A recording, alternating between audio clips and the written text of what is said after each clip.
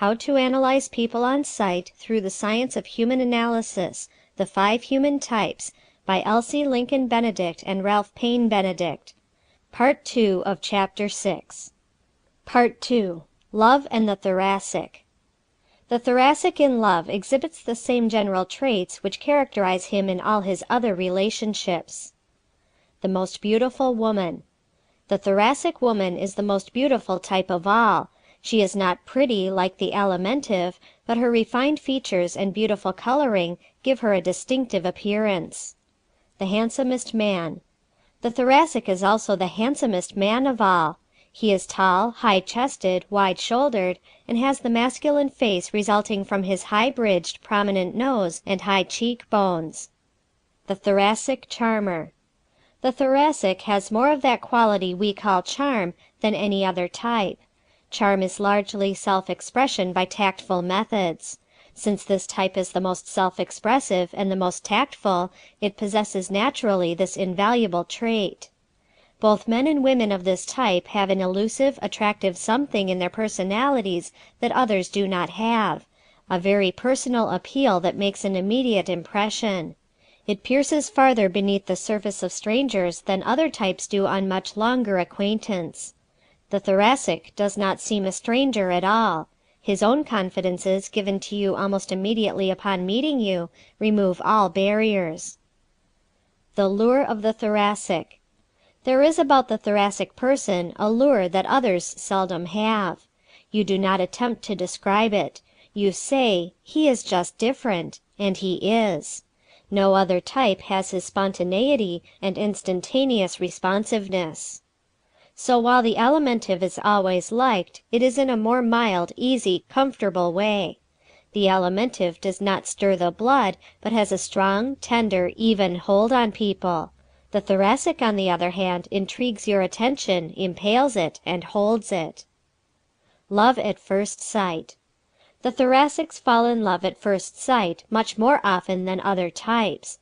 They also cause others to fall in love with them without preliminaries, for they pursue the object of their affections with a fire and fury that is almost irresistible. Hundreds of persons marry each year who have known each other but a few days or weeks. In every instance you will find that one of them is a Thoracic, and usually both. No other type can become so hopelessly in love on such short notice. The most flirtatious. The Thoracic is a born philanderer. He does not mean to mislead or injure, but flirtation is second nature to him. This comes from the fact that flirtation, more than any other human experience, contains that adventurous, thrilling element he desires. Overheard in transit. We overheard the following conversation in the streetcar the other day between 2 young women who occupied the seat in front of us. "I was sorry to hurt him," explained the Thoracic. "I did love him last week, and I told him so, but I don't love him any more, and I do love somebody else now." She really loved him last week. Thoracics can have a severe case of love and get just as completely over it in a week as the rest of us get over the measles. The joy of life. A joy in living expresses itself in almost everything the Thoracic does, especially when he is young. Such people appear almost electrical. These are traits of great fascination, and the Thoracic uses them freely upon others throughout his life. Always blushing. His overdeveloped circulatory system causes the Thoracic to blush easily and often. This tendency has long been capitalized by women, but is not so much enjoyed by men. Most easily hurt. Because of his supersensitiveness, the Thoracic's feelings are more easily hurt than those of other types, as every one who has ever had a florid friend or sweetheart will remember. They forgive quickly and completely, but every little thing said, looked, or acted by the loved one is translated in terms of the personal. Bony people especially find it difficult to understand or be tolerant of this trait in the Thoracic, because it is the exact opposite of themselves. They call the Thoracic thin-skinned, and the Thoracic replies that the bony man has a skin like a walrus, and each is right from his own viewpoint. The chivalrous Thoracic man. With his keen intuitions, his sense of the fitness of things, and his trigger-like adeptness, the Thoracic man easily becomes an attentive and chivalrous companion. Where the bony man is often oblivious to the fine points of courtesy, the Thoracic anticipates his friend's every wish and movement, picks up her handkerchief almost before she has dropped it, opens doors instantaneously, and specializes in those graces dear to the heart of woman. He is likely to do as much for the very next lady he meets just as soon as he meets her. These ready courtesies cost the Thoracic husband as many explanations as the caressing habit costs the Alimentive. Breaches of promise. More bona fide breach of promise suits are brought against the Thoracic man than any other. He thinks rapidly, speaks almost as quickly as he thinks, and about what he thinks. Consequently, many an honorable man has awakened some morning to find he has to pay the piper for an impulsive proposal made to a girl he would not walk across the street now to see. Many a girl, too, when she is "in love with love," promises to marry, and the next day wonders what made her do it. This is the type of chameleon-like girl whose vagaries and "sweet uncertainties" form the theme of many short stories, in most of which she is pictured as the eternal feminine. She gets much attention. Nevertheless, many a man prefers this creature of a million moods to the staid and sedate girl of other types. So the Thoracic girl seldom lacks for attention. She does not have as many intimate friends as the fat girl, for she is less comforting, and comfort is one of the first requisites of friendship. But she has a longer line of beaux dancing attendance upon her, sending her flowers, candy, and messages. The stunning girl. Another reason why the Thoracic girl has more attention from men is that she is the most smartly gowned of all the types. The new, the extreme, the very latest in women's clothes are first seen on the Thoracic girl. She is the type men call stunning. Men prefer companions who appear well, whom other men admire. The Thoracic woman demands the same of the men she goes about with, and for these two reasons many Thoracics marry those in whom their own type predominates. The merry widows. Make a note of the dashing widows you have known, those who were called the merry widows, and you will recall a large Thoracic element in each. For this type of woman, unlike the home-keeping Alimentive, enjoys being a widow and remains one. She usually has many chances to remarry, but her changeable, gaiety-loving nature revels in the freedom, sophistication, and distinction of widowhood. The appearance of endless youth given by her alive, responsive personality deceives the most discerning as to her age. The woman of 50 who enthralls the youths of 25 is usually of the Thoracic type. Refuses to grow old. This woman refuses to grow old just as the Alimentive refuses to grow up. She clings to her beauty as does no other type. She it is who self-sacrificingly starves herself to retain her slenderness, who massages and exercises and cold creams herself hours a day before the shrine of eternal youth. Her high color, all her own, is a decided asset in this direction. This woman devotes as much attention to her grooming at 60 as the Alimentive does at 20. For this reason you may any day see two women of 40 together, one an Alimentive and the other a Thoracic, and take the plump one to be several or many years older than the florid one. Love the bright lights. Thoracic men and women care more about the bright lights than other types. The Alimentive likes what he calls a good time, with fun and plenty of refreshments, but the Thoracic's idea of a good time usually includes a touch of high life. This all comes from his love of thrill and novelty, and is innocent enough. But it leads to misunderstandings and broken homes unless the Thoracic marries the right type of person. The Osseous, for instance, has nothing in his consciousness by which to understand the desire for excitement which is so strong in the Thoracic. We have all known good wives and loving mothers whose marital happiness was destroyed because they could not compel themselves to lead the drab existence laid out for them by their bony, stony husbands. In many cases the wife, who only wanted a little innocent fun, was less to blame than her unbending spouse. Why She Went Insane. One day several years ago we drove up to a lonely farmhouse in Montana just as a tragedy was enacted. The mother was being taken to the state asylum for the insane. The 7 little children watched the strange performance, unable to understand what had happened. The father, a tall, raw-boned, angular man, was almost as mystified as the children. "Crazy?" he said. "I don't believe it. Say, what did she have to go crazy about? She hasn't seen anything to excite her. Why, she's not been off this farm for 20 years."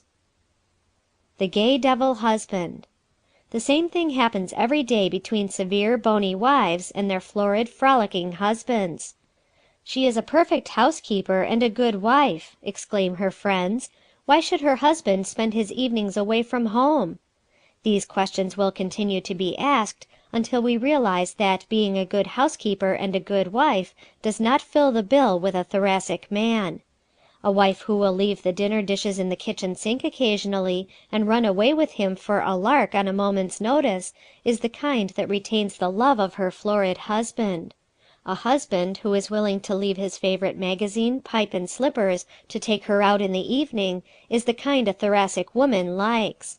She even prefers a gay devil to a stick, as she calls the slow ones. Makes him jealous.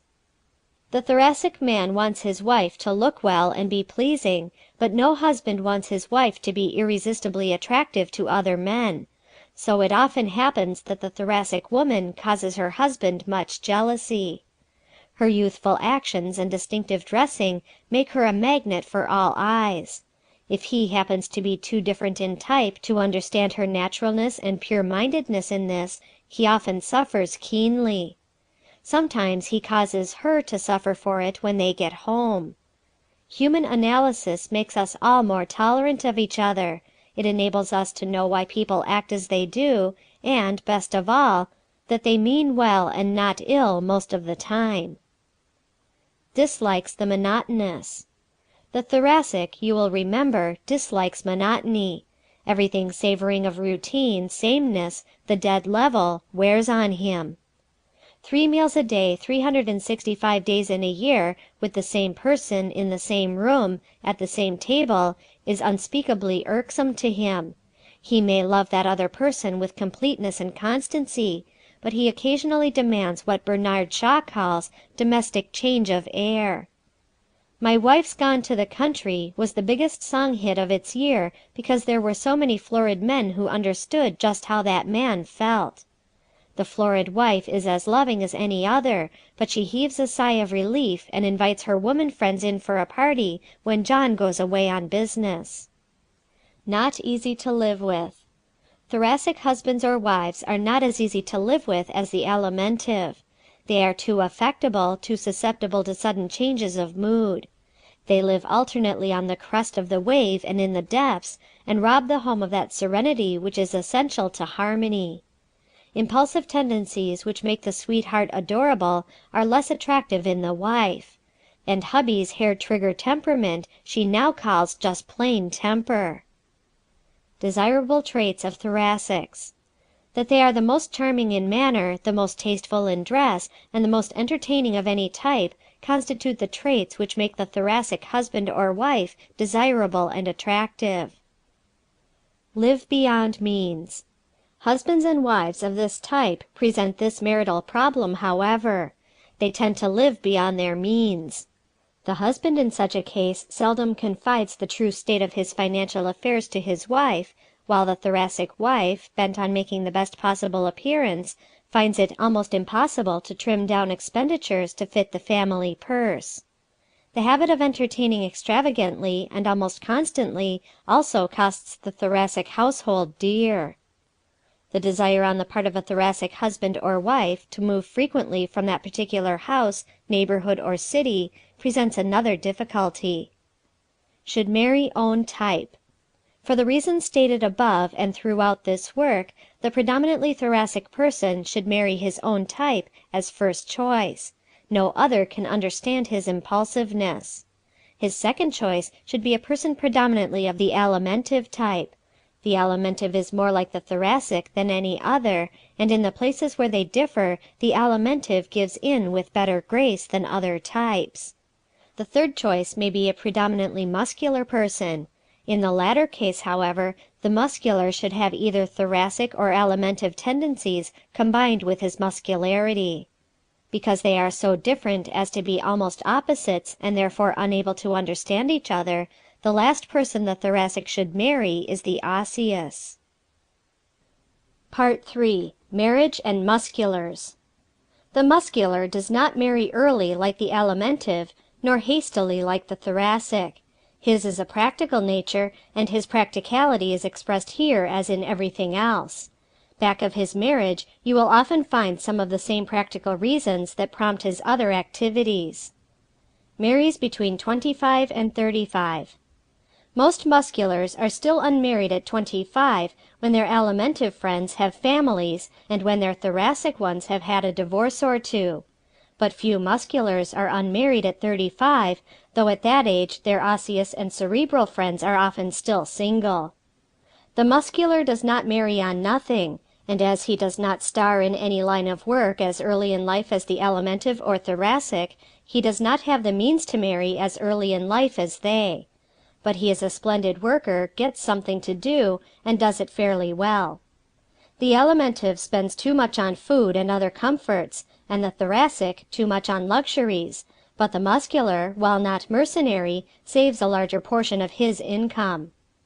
Make sensible marriages. So at somewhere around 30 the muscular is prepared to establish a home. By that time he has lived past the rash stage and selects a mate as much like himself as possible in order not to be thwarted in his aims for getting somewhere in the world, aims which dominate this type all his life. A mate for wearing qualities. This type selects his mate as he selects his clothes, for wearing quality.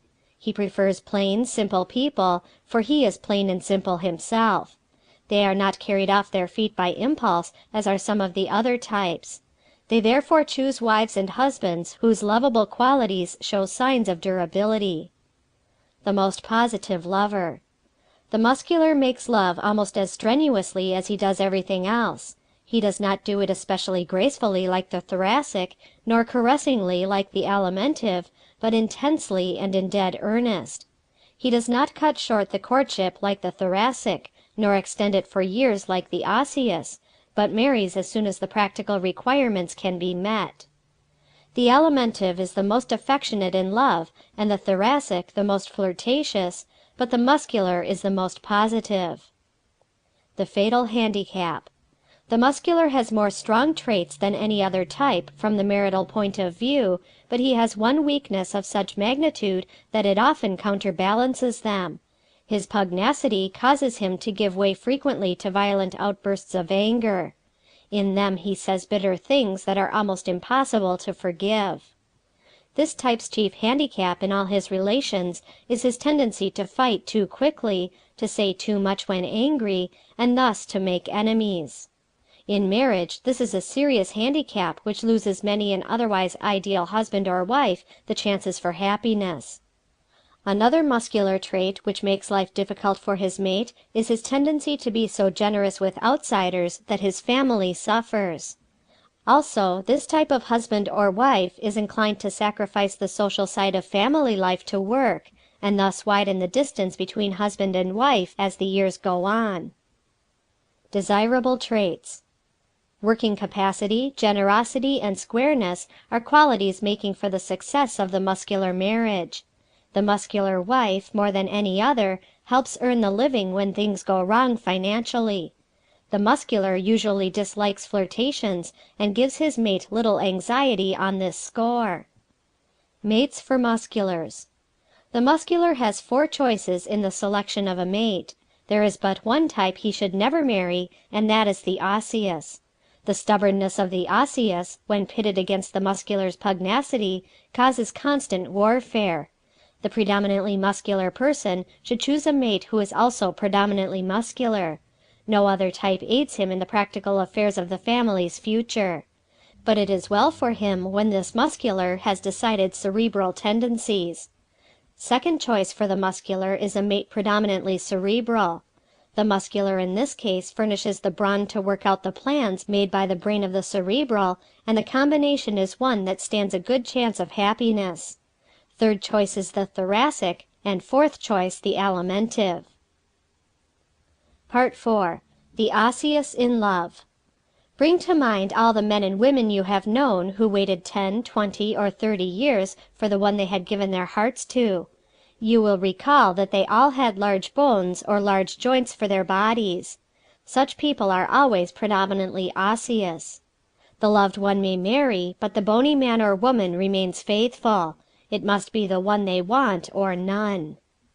The riddle solved. This fact accounts for some of the incongruous matches in middle or later life of old friends who seem to be unfitted to each other. Often one of them has waited many years for the other to consent, for children to grow up, or for death to clear the way. One lover through life. Osseous men and women are so constituted that it is practically impossible for them to love many times during a lifetime. Bony people, even when young, have fewer sweethearts than other types. The large-boned boy or girl is usually ill at ease in the presence of the other sex, avoids social affairs, and does not attract love as early in life as the other types do.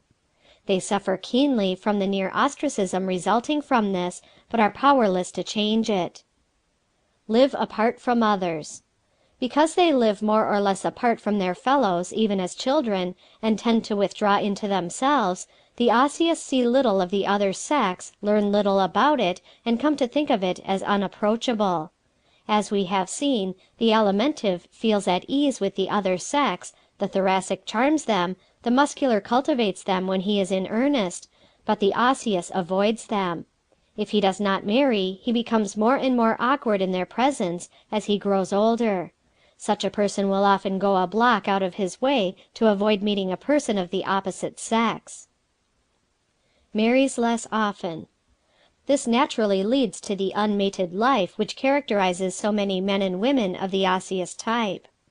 We asked you to recall the 1 or 2 alimentive bachelors and spinsters you ever knew, the 3 or 4 thoracics, and the not more than half a dozen musculars who didn't marry. But it will take some time to enumerate the osseous people you know who have never married. This type constitutes a very large proportion of the unmarried.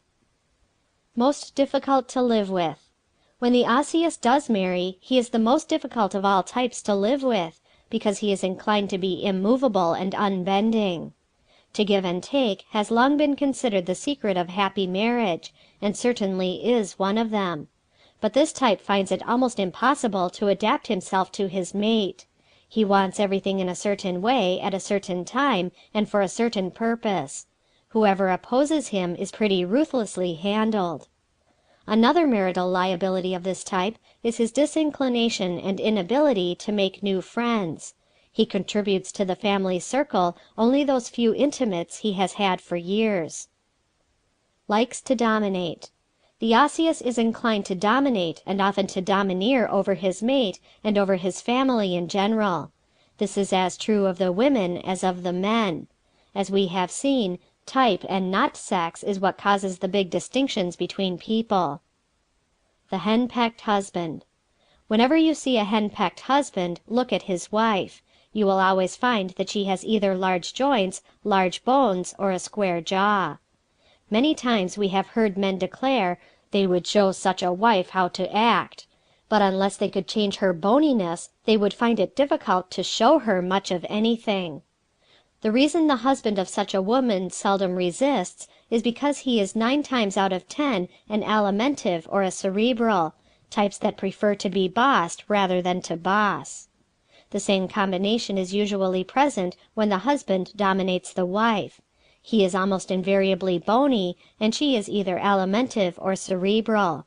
And other women say, "I'd like to show such a husband what I would do if he tried to tyrannize over me as he does over her." But such a woman often prefers a husband who relieves her of the responsibility of decisions, and 2 such people sometimes lead surprisingly happy lives together. Mates for the osseous. Therefore, the type best fitted to live in harmony with the predominantly osseous is the predominantly alimentive. Second choice is the predominantly cerebral, for the reasons stated above. There is no third choice. The pure osseous and pure thoracic should not marry because they are too far removed from each other in all their tendencies ever to understand each other. The one type the pure osseous should never mate with is his own. Nothing but trouble results when two of the extreme bony type marry, for each has definite views, desires, and preferences, and neither can give in. Part 5. Love and the Cerebral. The cerebral type takes most of his love out in dreaming. He is as impractical about his affections as about all else, and often nothing but hopes come of it. Next to the osseous, he marries less frequently than any other type. Head and heart in the clouds. The cerebral often remains single because he cannot come down to earth long enough to propose, or if he does, he is so gentle and timid about it that the girl is afraid to trust her life to him. Timidity his curse. Timidity costs the cerebral man most of the good things he could otherwise get out of life. He is almost afraid to fall in love, afraid to speak after he does, and afraid to face the hostile world with 2 lives in his hands. Women like him. The average woman likes the cerebral type of man, but seldom loves or adores him. His helplessness appeals to her motherly sympathy. Cannot buffet the world. But women are afraid to marry the extreme type, even when the feeling he prompts is more than mere protectiveness. They know he cannot buffet the world for them and their offspring. So, even when they love him best, they usually marry the fat salesman, the muscular worker who always has a good job, the thoracic promoter who promises luxury, or the osseous man who won't take no for an answer. Always leap year for him. When this type of man does marry, it is often due as much to her proposal as his. He is especially aided in his courtship if she happens to be a quick-spoken thoracic, a straight-from-the-shoulder muscular, or one of those determined osseous girls. The much-loved cerebral woman. The cerebral woman is more fortunate in achieving marriage than the cerebral man. The impracticality which so seriously handicaps him, since the husband is supposed to support the family, is not quite so much of a handicap to her. Men who love her at all, love her for her tenderness, conscientiousness, and delicacy, and deem it a pleasure to work for her, and she is one type of woman who usually appreciates it. The cerebral's weaknesses. The tendency to dream his life away instead of doing tangible things that assist in the progress of the family is the greatest marital handicap of the cerebral type. Inability to make money results directly from this, and since money is so important in the rearing and educating of children, those who cannot get it are bound to face hardship and disillusionment. The saddest sight. The most pathetic sight to be seen anywhere is that of the delicate, intellectual man who loves his family dearly, has the highest ideals, and yet is unable to provide for them. When love flies out the window. When poverty comes in the door, love flies out the window, is a saying as old as it is sad. And it is as true as it is both old and sad. Despite the philosophers, who are all cerebrals themselves, love should grow in sheltered soil, protected from the buffetings of wind and storm. Without means, no man can provide this protection. Happy marriage, as we have seen, is based on the cultivation of the strong points and the submergence of the weak ones of each partner. Poverty does more to bring out the worst in people and conceal the best than anything else in the world. So, although this type is high-minded, more idealistic in his love than any other type, and has fewer of the lower instincts, he makes less of a success of marriage than any other type. Mates for the cerebral. Because he lives in his mind and not in his external world, the predominantly cerebral must marry one who also is predominantly cerebral.